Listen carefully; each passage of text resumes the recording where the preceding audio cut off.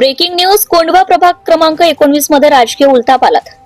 ज्या माजी नगरसेवकांनी वर्षानुवर्षे सत्तेचा लाभ घेतला तेच आता घड्याळ सोडून तुतारी हाती घेताना दिसत आहेत. अचानक झालेला हा बदल नेमका विकासासाठी की पुन्हा सत्तेसाठी असा प्रश्न कोंढवा वासियांना पडलाय.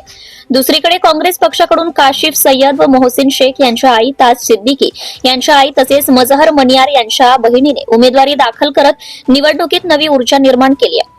काशिफ सय्यद यांनी राष्ट्रवादी काँग्रेस शरद पवार गटाला रामराम ठोकत थेट काँग्रेसमध्ये प्रवेश केला असून कोंढवावासियांना त्यांच्या मूलभूत हक्कांसाठी लढा देण्याचा स्पष्ट निर्धार व्यक्त केलाय. आता मोठा सवाल आहे की संधी मिळूनही ज्यांनी कोंढव्याचा कायापालट केला नाही त्यांना जनता पुन्हा संधी देणार का की नव्या चेहऱ्यांना जबाबदारी सोपवणार. विकासाच्या फक्त घोषणा ऐकलेल्या परंतु प्रत्यक्षात दुर्लक्षित राहिलेल्या भागात यंदाची निवडणूक चांगलीच तापणार आहे.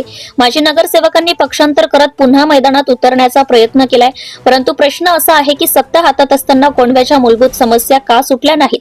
काँग्रेसकडून उतरलेल्या उमेदवारांनी मात्र जनतेशी थेट संवाद साधत पाणी, रस्ते, आरोग्य आणि नागरी सुविधा या मुद्द्यांवर भर दिलाय. काशिफ सय्यद यांनी स्पष्ट शब्दात सांगितलंय, केवळ खुर्चीसाठी नव्हे तर कोंढवा वासियांच्या हक्कांसाठी राजकारण करणार. आता मतदार ठरवणार आहेत रिकाम्या आश्वासनांचा इतिहास की बदलाची नवी सुरुवात. Subscribe now and press the bell icon. Never miss an update.